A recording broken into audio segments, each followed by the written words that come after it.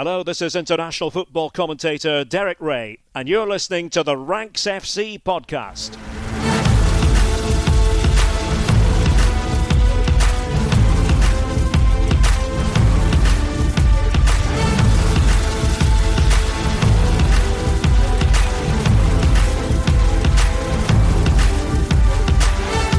Hello, Rank Squad, and welcome to Ranks FC as your favourite transatlantic football podcast. With 1 week left before the transfer deadline slams shut on Tuesday night here in the UK, we thought we would have a look at the big deals in the last week of the window, the ones yet to be completed, the ones still in the pipeline, the ones that may yet change everything for their respective clubs. My name is Jack Collins, and I'll be your host today. And joining me across the water, it's our transfer guru, Mr. Dean Jones. How you doing, mate? I'm good, mate. Yeah, I mean, this is obviously an episode where teams are already looking to save their season, isn't it, really? I mean, you've got Man United, Tottenham, Aston Villa, all suffering embarrassing opening day results. And then you've got Liverpool, Man City, who didn't lose, but equally they could do with a bit more optimism. And so those five clubs are like among the teams we're going to be talking about today on this episode as we count down towards another transfer deadline. It's already been, it's been a good window, but the amount of money being signed on mid-tier players is probably needs an investigation of some sort. This needs to stop. We can't just keep going up and up and up. Somewhere there needs to be a ceiling put on this, but that's a story for another day. Today we'll just get excited about our team's seasons being potentially rescued in these final days. Yeah, or put to rights, some of the issues, some of the gaping holes that we've seen in these teams. There's maybe some overreactions, according to a variety of different fan bases. We looked back at the first weekend of the Premier League season over on our Patreon. We'd love you to come and join us over there. We did kind of a full breakdown of all the questions we were sent ahead or after the weekend and after those opening games for everybody. But this is a little bit more of a kind of look forward to see what deals we might be keeping an eye on over the course of the next week, the big ones in that regard. DJ, where do you want to kick off today? Well, look, Man United have just signed Carlos Baleba, so it seemed a good way to start the episode. A player that has wanted this transfer for the past year. Man United ending up paying 65 million initially, approaching 70 million eventually. That's 30 million pounds less than they were quoted a year ago. I know Baleba didn't have a great season for Brighton, but largely that's because of the fact that he kind of lost his head, I guess, in the madness of it all. And he said today, I'm joining the club of my dreams. So if you think for the last year, he had that chance and he thought it had gone. United did go for him last summer. They did go for him in January. They did go for him at the start of this summer. It was 100. It was 100. It was 100. They've got him for £70 million. When you throw that in with the amounts that they've paid for Tielemans and Santos, United feel that they've actually got really good value here in the market. And that is something which they've been very, very keen to get. If you consider that, say, for example, they wanted Elliot Anderson. He ends up going for £116 million. They haven't got involved in those sorts of figures. They have never paid £100 million for a footballer.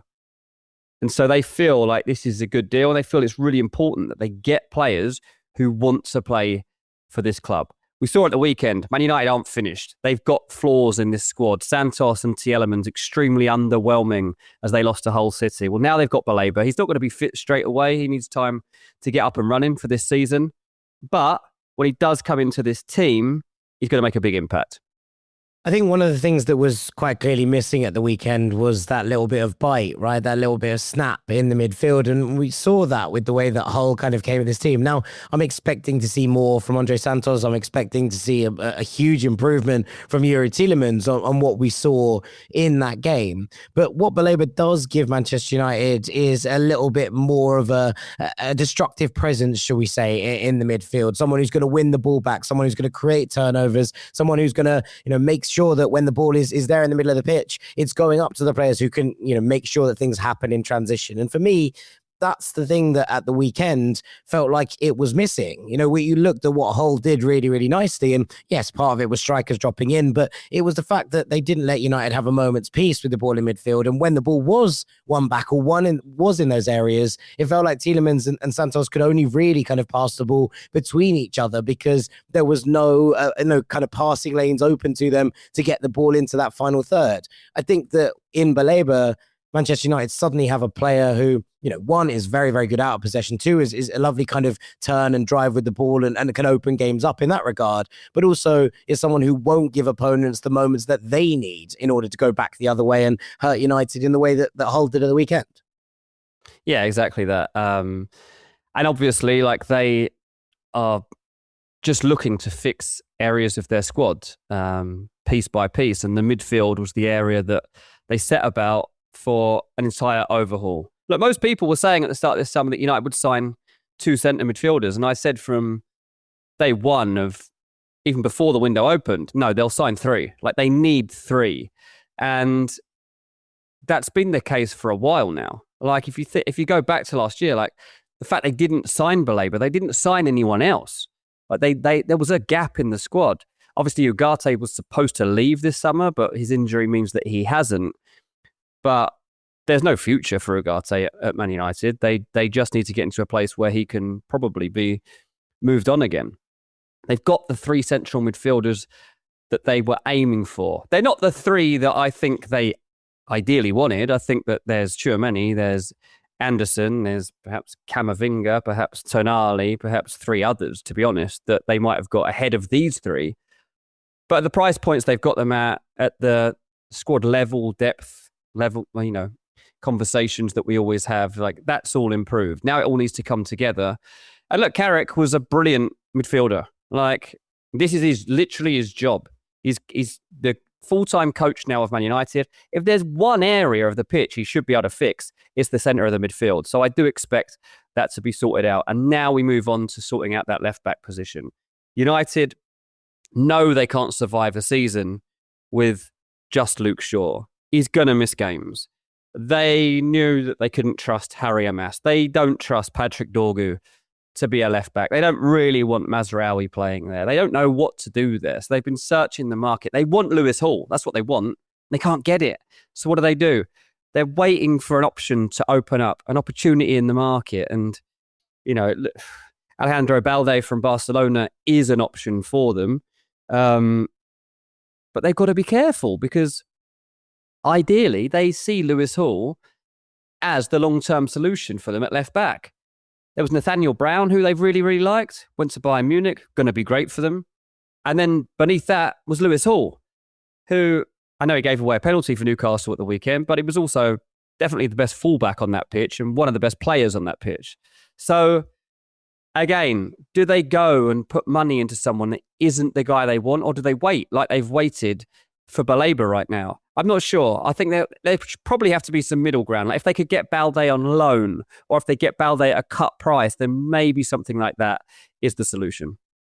I think it's interesting. We got asked about this by one of our patrons, Andy, on our Monday episode, and kind of looking back at it and thinking, who are the pollutions? He said, is David Raum the answer? Is Alejandro Balde the answer? I'm a huge Balde fan, but equally, he's really struggled to stay fit in recent seasons. And Barcelona, I think, have missed him when he's not been there, but they have got to a point where they seem to be turning to others in order to effectively be like, well, we can't trust you over the course of a season. And therefore, for United to kind of come in there and look at it and go, okay, is he the answer if Luke Shaw was to pick up an injury, as he has done in previous seasons? I know that last year, Luke Shaw played 38 games in the Premier League and everyone was very impressed by it.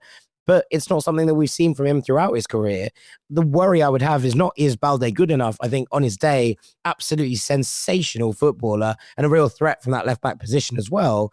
But also, you have to develop those kind of relationships and also develop someone who's going to be there, fit and ready if your first choice left-back drops out. And that feels like a very difficult market to corner if they don't want someone who's going to be a bit more of a project.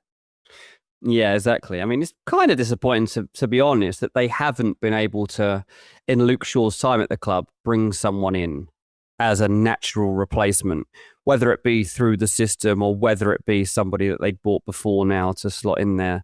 They've had attempts, I guess, at doing that, but it really just hasn't worked out. And I'd say a little bit concerning that they're scrambling in the final week to sign a position that they've wanted and known they needed all summer long. Yeah, we will see. It's a funny one because if they are absolutely dead set on getting Lewis Hall, if not this summer, then next summer perhaps, then they've got to try and fill it for a year. But it doesn't feel like short-term solutions are going to please the United fan base. And then I think that's a really interesting kind of place where they are. Let's go over to Liverpool, shall we? Because there is a lot of talk about how Liverpool are going to fill a variety of different roles on the pitch. Yeah, look. When Salah left the club, it became clear immediately that they were going to look for someone elite to come into the squad. They obviously had good options. They have good options, but they don't feel they have anyone in the same class as Salah to regularly. I mean, that's a difficult thing to ask, right? It is, but, as a like for like, yeah, that is. But they obviously spent all that money on Wirtz and Isak, and you kind of do have to just evolve a team sometimes in different ways. And when you consider the options that Liverpool have got, I personally do think there should be more priority in other areas than just going and signing another winger. But they seem to think it is essential. And I mean, Liverpool and PSG, they've talked more this summer than me and you have, Jack. It's been unbelievable. Like, how many conversations do you need? Who knows? It's part of this. And one of the things that has been kind of floated, I suppose, with the takeover and the consortium and all those things that are sort of going on behind the scenes at Liverpool. Yes, it's not a full takeover, but there's a lot of speculation that might be kind of soft launching into the consortium taking over from FSG after a year or two. Is this part of the issue, that there is a feeling that the director of football is on his way out? There is this conclusion that maybe this is the end of FSG's time. Is that dragging into this? I honestly think it's more to be a case that PSG have just been extremely stubborn over the fee, and that Liverpool are trying to restrict the limits at which they're willing to spend on this deal. But the problem they've had all along is PSG don't need the money. Like, they don't need to sell him at £100 million. Like, if they say we want 130, then Liverpool are finding it difficult to get below that amount. Talks are still going on. Like, this can still happen. This may well still happen. But at the same time, we're obviously still hearing about Mbaye being a target. We're obviously hearing new talk about Yankuba Minte at Brighton emerging as an option. Minte's not even going to be fit for at least 2 more months. But Liverpool want him to come into the squad. That's one of the more bizarre things to me. To be genuinely feeling that Minte is essential at this point, rather than I like Minte, but with him being injured for a couple of months, is that a smokescreen? I just don't see the need for it right now. Like, there's no competition for the player. He can't play right now, and you've got other issues in this squad which are glaringly obvious. Potentially still a problem at right back, potentially still a problem at centre back. I know they've just signed someone, but I still feel that that's going to be something that crops up across the season. Obviously, the big conversation that is constantly ongoing is, why have Liverpool not signed a defensive midfielder? So, and then you've still got them looking to move Cody Gakpo on potentially if they get in Barcola on another. And Gakpo's been one of their best players in their opening game of the season. So it's a confusing one at Liverpool, but they do genuinely seem to harbour this feeling that without Salah, the level has dropped significantly, and they're very worried about that. Let's see if they cave, basically, here, because they've spent so long, as I say, they have spent the entire summer talking about this deal. What a waste of time if they just walk away from it in the final few days. Just on that, and on Barcola in particular, but we'll talk about kind of Liverpool and how they're evolving in just a second. But, there's obviously talk about the idea that Gabriel Martinelli might leave Arsenal. We'll talk about that a little bit later, kind of in its own right. But when you think about the idea that Arsenal might need to bulk up their left side, we've talked all summer about the idea that Arsenal have money to spend if they want to spend it.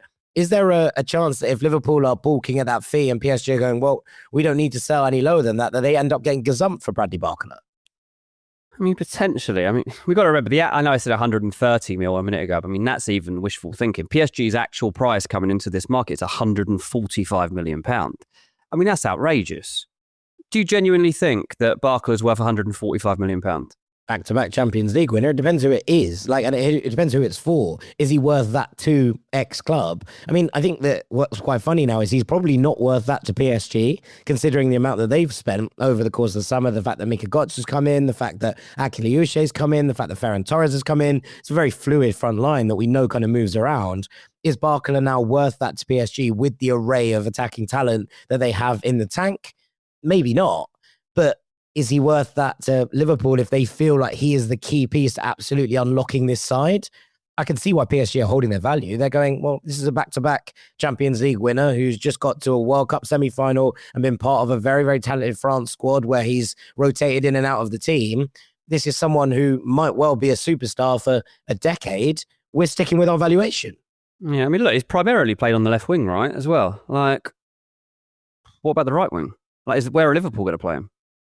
I don't know. And I think that that's what's intriguing to me, because we see the weekend and they start, Rio plays there to start off with, and then they bring in Victor Munoz, and you have Cody Gakpo starting on the left. And I'm just like, I don't 100% understand what the plan is for how that front line shapes up as a starting 11. No, and I don't think anyone does, right? Like, we don't know exactly what that is, but I think what Liverpool are trying to do is get in wingers who want to go in behind in order to open that space up for Florian Wirtz. One of the things I think is interesting about Liverpool's evolution is, okay, there's a lot of talk about Salah replacing his goals and his output on that right-hand side. I don't think you're going to be able to do that in this window. I don't think that right winger is on the market. And if you cannot get a like-for-like replacement without all going all Moneyball and how do we replace him in the aggregate, that what you do is you give the creative keys to someone like a Florian Wirtz. And I was talking to a couple of Liverpool fans about this last week, and in particular Keith Costigan, who I do a radio show with, and he was talking about the idea that it's very hard to revolutionize a club when the old guard is still there. It's very hard to change the way that a club plays if for 4 or 5 years, they've looked for Mohamed Salah every single time on that right-hand side to be the savior. And suddenly, while he's still on the pitch, you're saying, no, give the ball to this lad in the center now. We're attacking in a new way. And I think that's what's, we saw this a little bit with the way when Coutinho left, the way that Liverpool evolved off the back of that, right? Where they didn't effectively play with a number 10 anymore. And the change in the dynamic of the team obviously worked in their favor in the years that followed that whole situation. So I think what this is a complete shift away from maybe the way that they have played, the fact that they've looked to that right-hand side so much, and actually getting players in behind, being a little bit more vertical. We know that, Iraola likes to coach a system that plays in transition, that gets people into dangerous areas and opens up spaces.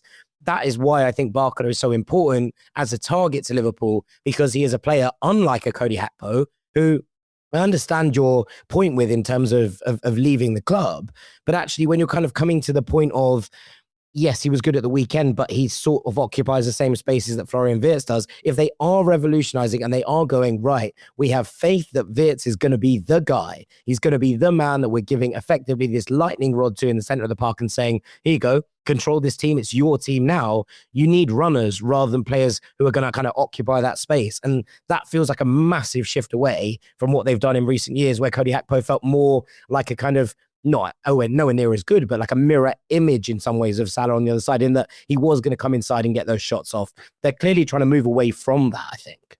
Yeah, probably. And look, this is supposed to be more fun now. It's supposed to be moving into a new era.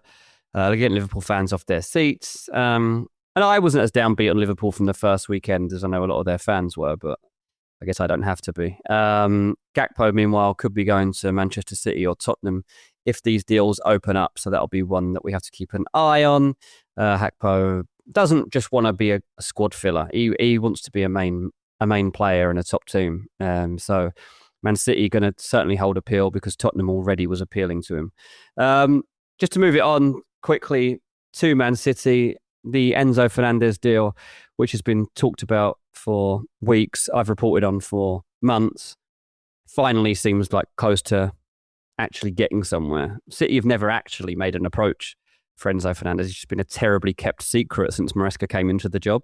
Chelsea set their own transfer deadline 2 weeks ago, which isn't how football works. I was going to say, this is so funny. Unless you're Borussia Dortmund and this is Jadon Sancho, I've never ever seen someone successfully pull this off.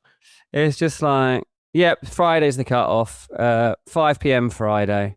So, there's another 2 weeks after that. Like, 2.5 weeks. Like, we don't have to do that. We can do whatever we want. Also, the Rodri deal wasn't done at that point. They were like, we don't know what's going on with Rodri yet. We're obviously not going to kind of make a bid here if we don't necessarily know if Rodri's leaving. And they've kind of twisted that into, well, what we mean is that the terms that would have been available to you then aren't available now. The price is going up. And so what was a £120 million transfer in Chelsea's eyes is moving up towards £130, £140 million. But Man City are realistic about the situation. They know that Enzo Fernandez is keen to join them. They know that given the history of Enzo Fernandez from last season when he was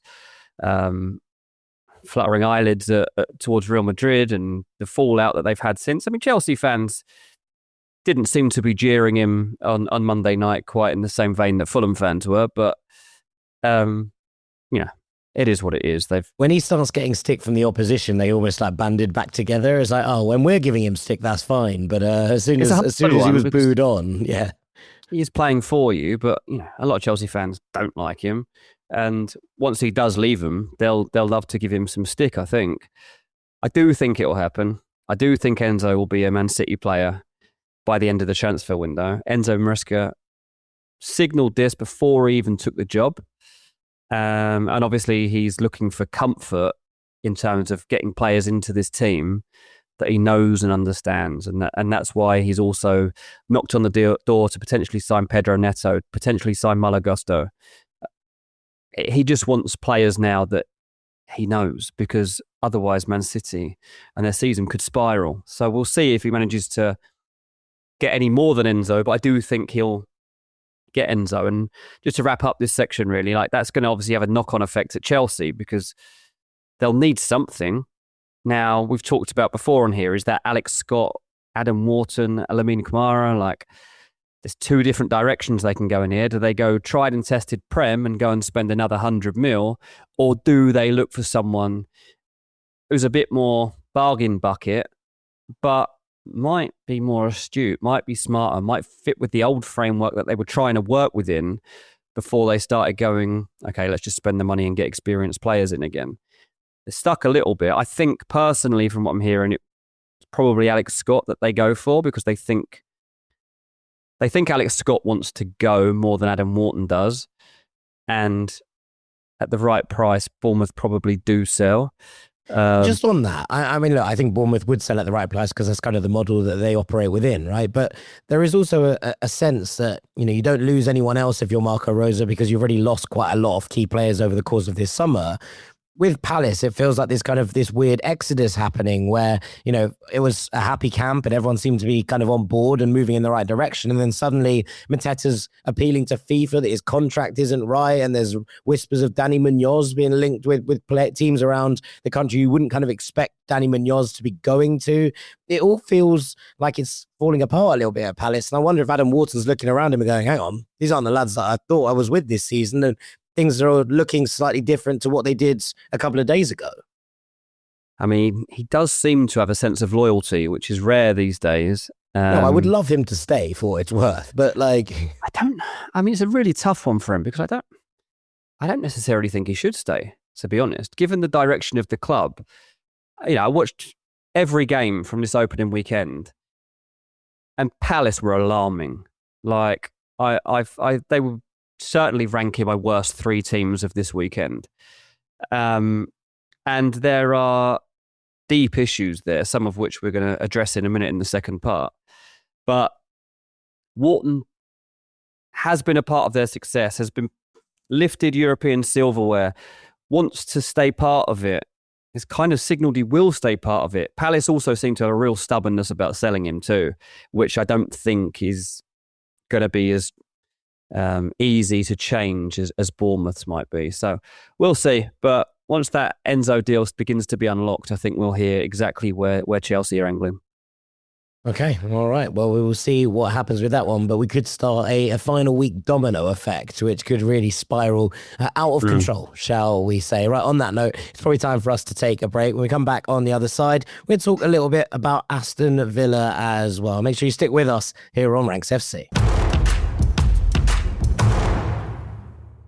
Welcome back to Ranks FC. It's Jack Collins and Dean Jones alongside you, looking ahead to this final week of the transfer window. And Dean, you said Palace were amongst the teams you might have ranked at the bottom or towards the bottom of the teams that played in the Premier League at the weekend. You'd imagine that Aston Villa would be right there as well. An absolutely catastrophic 30-minute period where they conceded 4 times and had a debutant sent off in Joao Gomes. And it looks like Unai Emery is dealing with all sorts of things. Now, I don't think there's any reason for Villa fans to massively panic. They started last season quite badly and it ended in obviously glory with Europa League and the fact that they're back in Champions League football and had a very, very good campaign.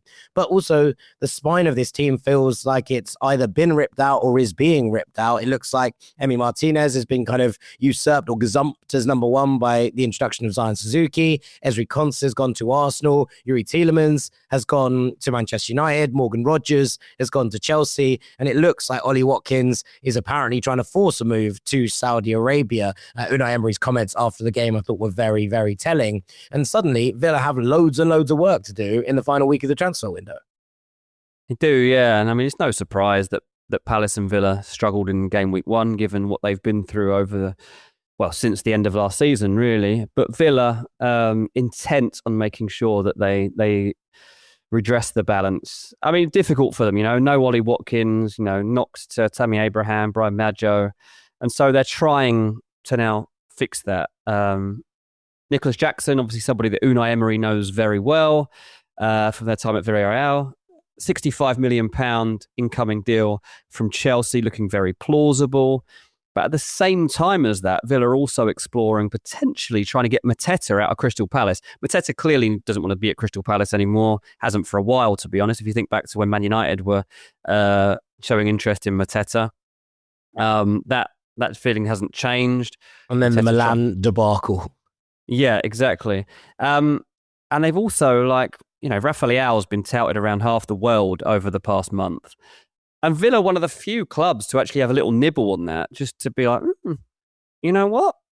Maybe. We've obviously seen Villa over the past couple of years emerge as a club that like to give people another opportunity. Rashford, Garnacho. Maybe Leao comes into that equation. But primarily at the moment, it's been Jackson and Mateta on their radar. And I think that it just goes to show that they know the situation that they're in. They tried to make changes. They signed Suzuki, they signed Joao Gomez, they signed Manzambi. They're trying to kind of get this squad back together. But does anyone really believe in it? Does anyone truly believe that Villa can kick on again from last season? You have to reserve judgment on them. I've seen some really hot takes / stupid takes that Villa are going to fight against relegation, that Emery's not going to last 2 months in the job, blah, blah, blah. But you'll know that Villa have hot and cold spells in a season. This is nothing new. Go back to last season and look how they fared over the first 6 games of the season. They can fix this.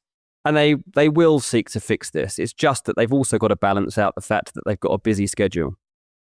I think what was interesting is that, up to this point, up to the week just gone by, it felt like Villa had actually replaced the missing players quite well. I thought that Joao Gomes was a good Tielemans replacement, and obviously they've got Boubacar Kamara coming back, and then Onana got out injured, and so there's a lot of kind of shuffling around in the middle of the park. But when you look at the players that came in, Manzambi as a Rodgers replacement felt like a pretty reasonable place to go for them at that point. He's a slightly different player in terms of his style, but the way he's going to play and the way he's going to be deployed by Emery, I imagine is as a creative attacking force in the way that Morgan Rodgers was.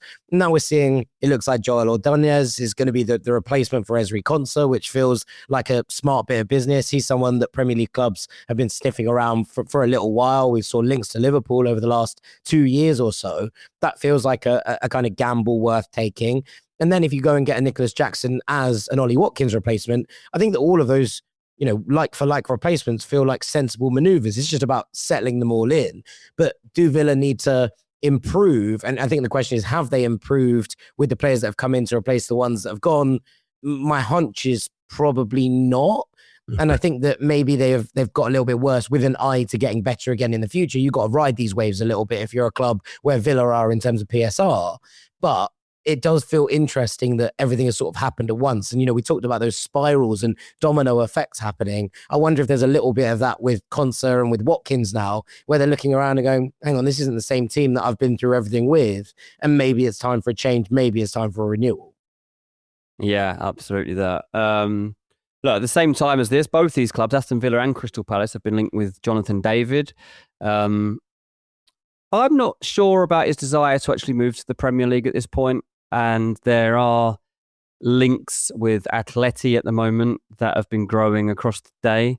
So it could be that he does opt for something different anyway. But obviously what is interesting about Jonathan David is that he doesn't fit in with Juventus' plans for the season. He's known that for a while. Once he's out the door, it's pretty likely that Juve tried to sign Josh Zirkzee from Man United, which has been mooted for a year, 18 months. That's been written so many times. Zirkzee, still somebody that's fine to have in the Man United squad, but isn't changing what is possible in their season particularly. So I would kind of expect that to have an impact as well.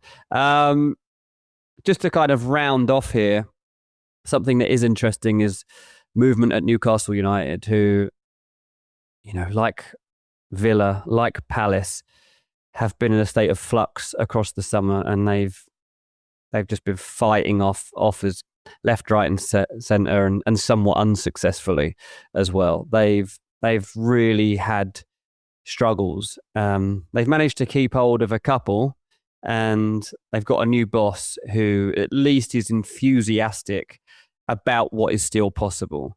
So Newcastle's opening day performance against Liverpool definitely gives the club hope of what else they could do this season without all those big names that have left. And Nico Gonzalez from Manchester City, somebody that they're now looking to get through the door. Pretty sharpish. They've been pushing towards this one, and they are hopeful that it can be done. The other two areas that Newcastle have been considering is, do we need another centre-back, and do we need another forward? Now, the centre-back, I'm told, as of last night anyway, probably won't happen. They probably won't go for someone significant anyway in that area. But as an attacking unit, I still think we'll see an addition.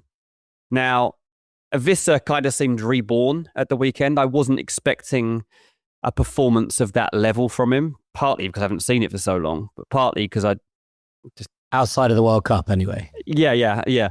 And in club football, I just haven't seen that Vissa. He joined the pieces together beautifully. He made great runs. He was explosive when he needed to be. He dropped deep when he needed to. He opened the team up in ways that Newcastle really needed, and they obviously showed themselves to be very good in transition.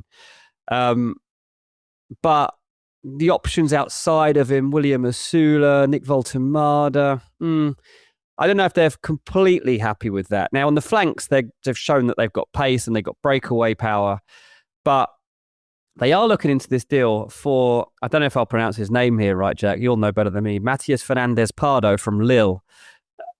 Speed merchant. This is one that is really, really coming onto the radar. 40 million.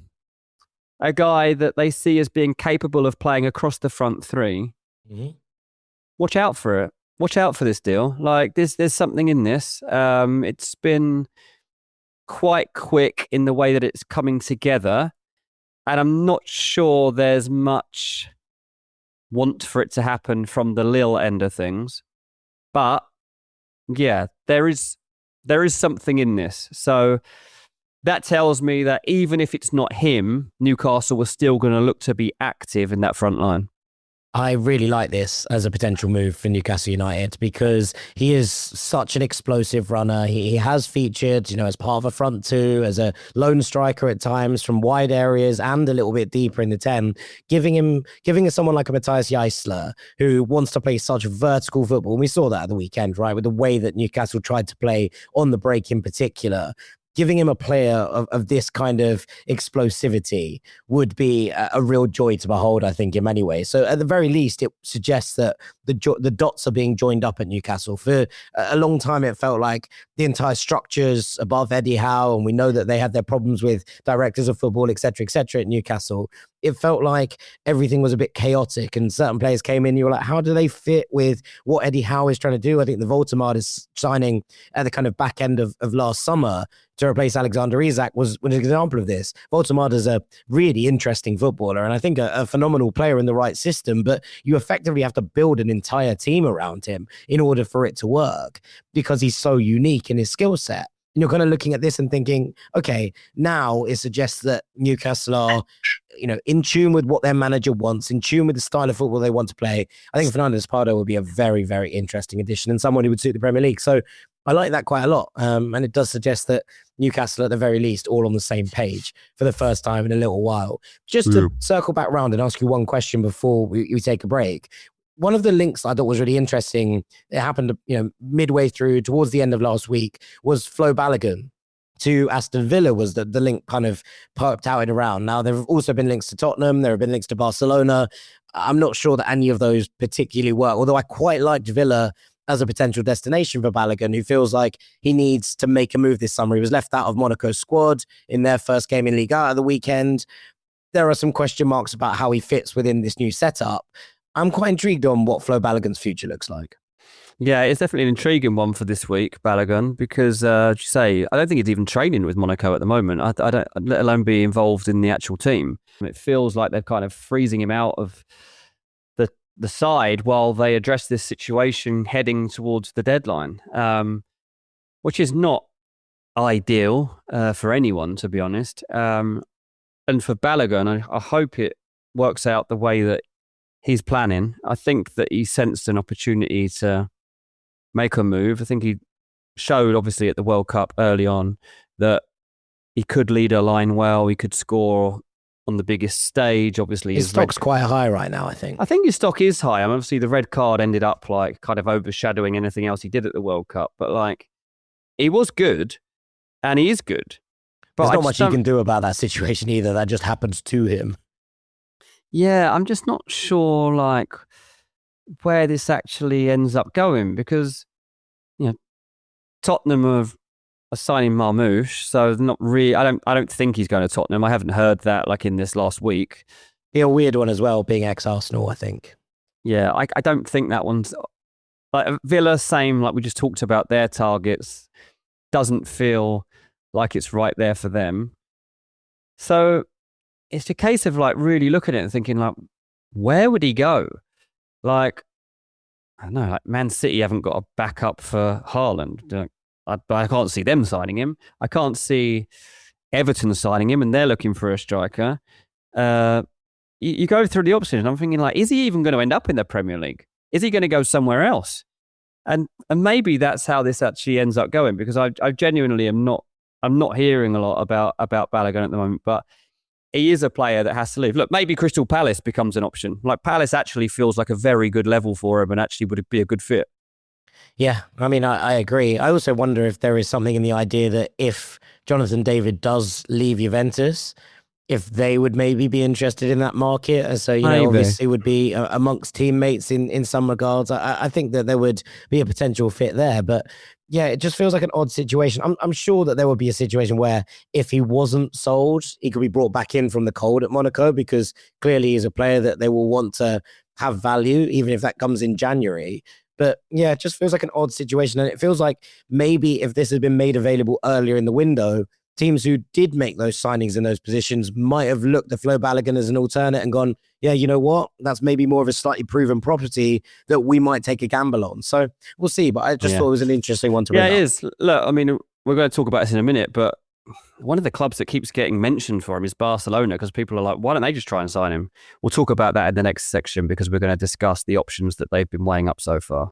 Okay, then we will take a break. We'll be back with more chat around some moves that look like they're on the verge of happening, as well as that Barcelona number 9 chat. Make sure you stick with us here on Ranks FC. Welcome back to the third and final part of this Ranks FC episode, where we're looking ahead to the final week of the transfer window. Dino, a couple of deals that are sort of on the verge of being done that feel very, very interesting. I don't know where you wanted to start here. Yeah, well, look, one of my favourite teams actually from the weekend were Ipswich, who I really enjoyed their game. It's funny because I made fun of you the other day on Patreon because you said you were looking forward to watching Ipswich v Sunderland. I said you must be the only neutral in the world that I've ever heard saying that right now. I ended up watching the entire 90 minutes as a replay and really enjoyed it. It was a good game. I also said I thought Ipswich would be very good this season. I think that they have the best chance for the 3 promoted sides as it stands. And on the basis of what I watched at the weekend, I don't think I'm miles off with that either. Yeah, look, I don't know a lot about the player we're about to talk about, but they are linked with Ezequiel Palacios from Bayer Leverkusen. It seems like this deal is moving pretty fast now and it's going to be concluded. So what would you say that tells us about the direction of the team and the side? Well, there's a couple of things that are interesting here, I think, because the way that Ipswich have gone about their business, there's been a lot of kind of comparisons to Sunderland last year. And I think the one that's maybe the most important is that they've not been overly loyal to a load of the players that were in the Championship and helped get them promoted. They've gone, right, we might need to upgrade in almost every position if we're going to have a chance of actually staying in the Premier League. And they've taken a little bit from Sunderland, they've taken a little bit from Leeds, in that they've clearly prioritised physicality in the middle of the park. Now, they brought in Sasha Lukic from Fulham, who's got that experience in the Premier League, is a bit of a kind of cruncher. We know about his yellow card record. They brought in Florentino Luis, who didn't do brilliantly at Burnley, but I think in a more settled midfield is a very, very good player and was excellent at Benfica for many years. And now it looks like they're bringing on Palacios, who, again, is someone that can come in there, give them some defensive stability, good pass for the ball as well as Ezequiel Palacios. But when you're kind of looking at it, I think it's a shift. They played a 4-2-3-1 at the weekend, and it worked quite nicely. Julio Enciso basically allowed to run the ship in the middle, but he drifts out wide anyway. And I think the question mark is, if they do bring in that extra body, maybe it's for away games and maybe games that they think are a little bit more winnable. They go to a 4-2-3-1. Gary O'Neill is an adaptable coach in that regard. But a 4-3-3 with Lukic, Florentino Luis, and then Ezequiel Palacios in the middle, good luck running through that. The last time Ipswich were in the Premier League, I thought that they were way too easy to get through in the middle of the park. They were turned over there, they were run through, they were effectively blitzed in a way that, you know, we see quite often from promoted sides who don't stock up that area of the pitch. What Leeds did well was they basically went, right, we're going to be absolutely impossible to run through. You can beat us with quality, you can beat us with talent, but you are absolutely not going to out-physical us in the middle. I think Ipswich are going for something quite similar. And for me, this is a really good transfer. I think they've done good business in the middle of the park. This would be the cherry on the cake for me. Yeah, interesting. And I'll flip that forward because it's there's a former Ipswich forward making a transfer today in Liam Delap, who obviously has been at Chelsea. That deal was ambitious, didn't quite work out for any party, but Chelsea are managing to sell him for £50 million to Nottingham Forest. It's a club record fee.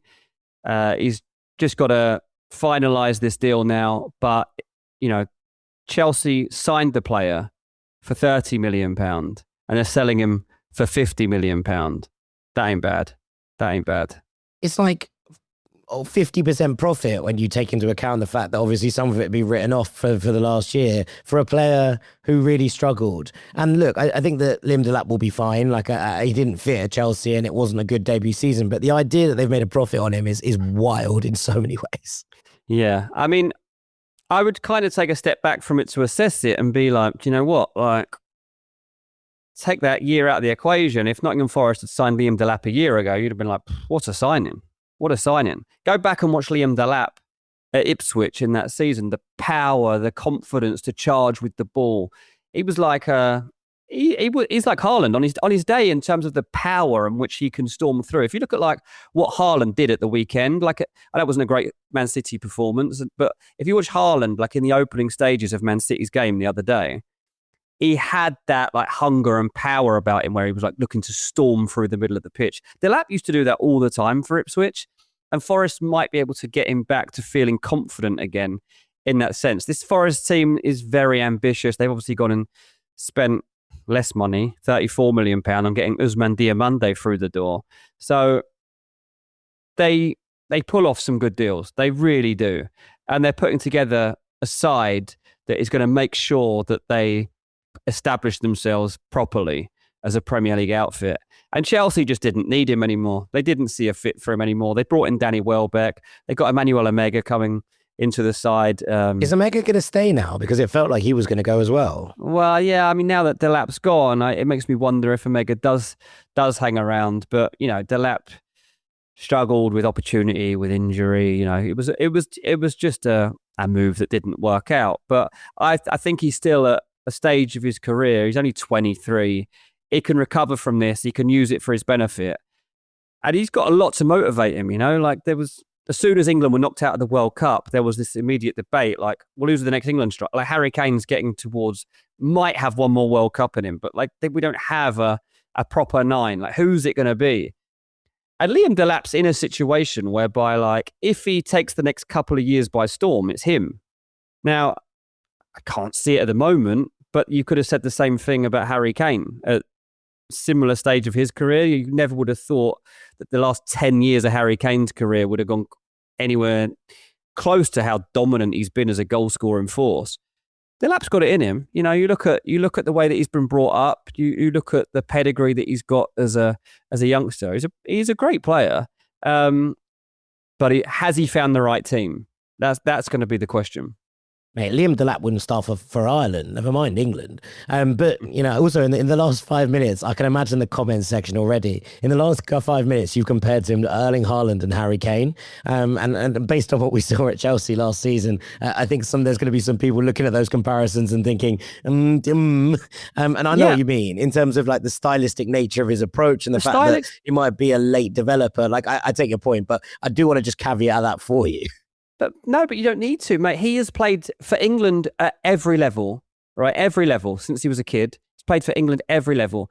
Came through youth academy, which saw him competing at Man City, like an extremely difficult time in their development side, which was one of the most competitive in the country at that point.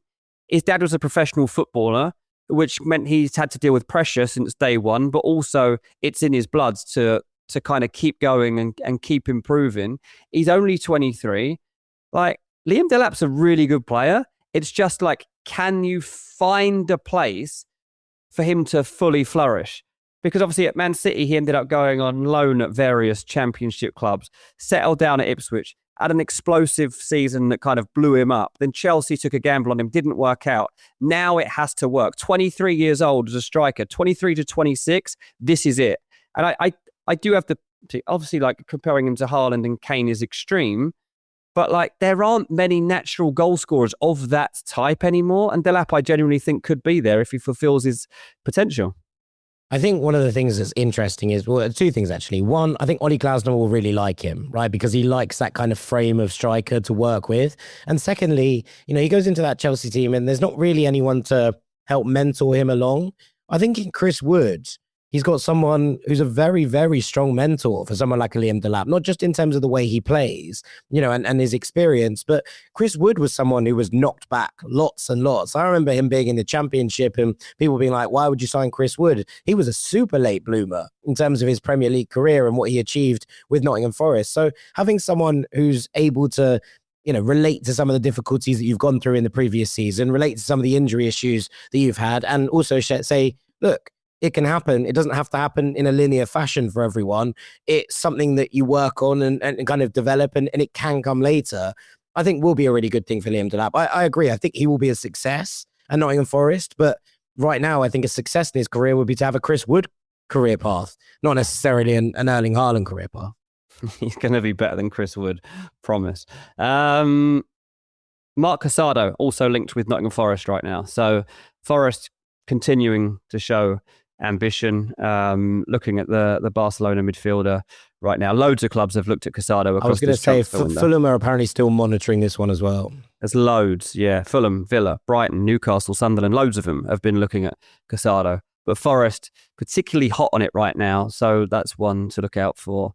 As we get into these final days. Al Hilal mentioned earlier, Ollie Watkins really wants to join Al Hilal. Want to backtrack a little bit at Aston Villa at the moment.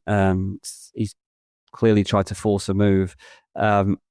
Still think he's got a chance, but obviously Martinelli finalising a move to Al Hilal at the moment. So that's a weird one for me. I've got to say, like, I kind of get the Ollie Watkins move. He probably is not necessarily going to make another European Championship or a World Cup with England. His international career is probably coming towards its twilight days, where he's always been a backup, and that's no shame considering it's Harry Kane in front of you. I think he's probably looking at that and saying, I'm not going to get a contract like this for the rest of my career.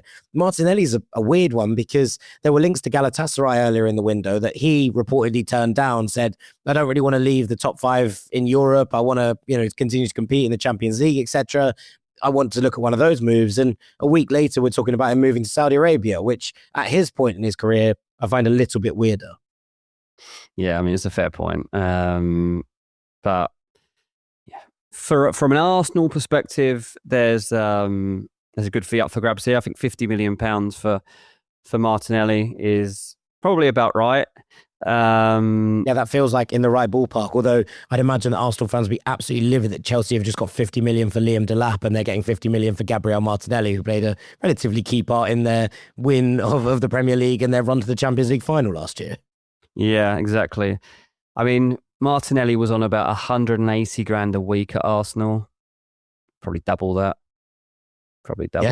Yeah, probably does.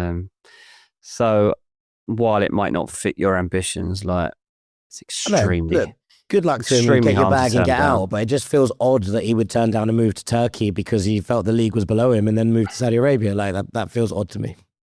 Yeah. So I'm sure there's other reasons outside of football that he feels will benefit him more. Look, the last thing to really chat about is the saga involving Julian Alvarez to Barcelona from Atletico Madrid. He did come off the bench for Atleti at the weekend. He was whistled and jeered when his name was read out before kickoff. He was jeered when he came on as a substitute. He didn't look particularly happy at any point during the game. He walked off the pitch at the end while the rest of his team were clapping the fans. He's a sweet boy. You can't boo him. He looks too nice to boo. He just wanted to join Barcelona. That's all there is to it. And Atleti, I can understand why Atleti fans are angry about that, but still, like, surely you want to show him that you want to keep him at this point, no? Yeah. And it'll be interesting because if the Barcelona move can't happen, then does he want the Premier League? We spoke about this in a bit more depth on the Patreon today, but this is the big... I am told that he doesn't really have much hunger to return to English football at the moment. I think you said on the Patreon this morning, if he does not have a desire to play for Arsenal, then there's absolutely no need for them to be signing him. Like, you don't, as Premier League champions, sign someone that doesn't particularly want to be there. Arsenal aren't in that boat. But Arsenal obviously do want somebody that can play across the front line. And he's one of the few players that they have felt they might be able to get. In the meantime, for Barcelona, if they don't get Alvarez and they don't go for Balogun, then what do? Do they just leave it? Do they look at Victor Osimhen? Here we go again. I mean, it started to rear its head at the end of last week. Again, the Osimhen talk that I've been hearing for a little bit, but I don't know. I'm not still convinced that one happens either. It was, Barca got off to a resounding win at the start of the season, won 5-0. Anthony Gordon, brilliant debut in La Liga. We'll see. But the Alvarez stuff needs to be cleared up sharpish, and I think in the next 24 hours or so, we'll start to hear something on that front. I just am a bit confused as to why Barcelona are letting Omar Marmoush go to Tottenham. It feels like such a nice fit with this flick system. Someone who's capable of playing in numerous positions, is a super fluid front line. I think that we're looking at this Barcelona team now and thinking that looks a little bit more like PSG than it's ever done before. We're talking about players who can kind of come in off the flanks. Adeyemi, Gordon, Rafinha's played as the number 9 in the last couple of games. The idea that they could have added an Omar Marmoush to that rotation feels like a really sensible, eminent move from where I'm sitting. And I'm very, very surprised that they haven't at the very least looked at that. Yeah, that's a good point. Yeah, because they're similar. And Ali would have been a really good fit, but it's not really been mentioned too much, has it? So, yeah, there we go. Marmoush, obviously, and Savinho have joined Tottenham. That kind of revives their front line. I don't think there were too many people that would have anticipated, after all the transfer activity, that Tottenham would have lined up for the first game with Tell, Richarlison and Mikey Moore as their front three. I mean, that's obviously that's not what's to come. They least of all Roberto De Zerbi by the sounds of it. Yeah, exactly. So yeah, that should be changed pretty sharpish now. Okay, alrighty. Well, I think on that note, we'll probably call this a day. We've got through a lot of different topics there, and obviously going to be a very, very busy week on the transfer front. We'll be looking back at it once the window slams shut. We'll be talking about some of our favourite transfers and some of the teams who've had some of the most interesting transfer windows. There are lots of very intriguing windows over the course of Europe, but all that's left for me to do, say a massive thank you to Mr. Dean Jones, our transfer guru. Cheers, mate. I've been Jack Collins. This has been Ranks FC. Thank you so much for listening as ever. As we said at the start, if you want more in terms of previews, in terms of reviewing the games at the weekend, our discussions across European football, all of that can be found over on our Patreon. We'd love for you to join us for this new season. So much to talk about, so much to discuss. It's a whole load of fun over there. And you can ask the questions that shape the conversations that we have. But for now, thank you so much for listening today. We'll see you all very, very shortly. Take it easy, Rank Squad. Peace.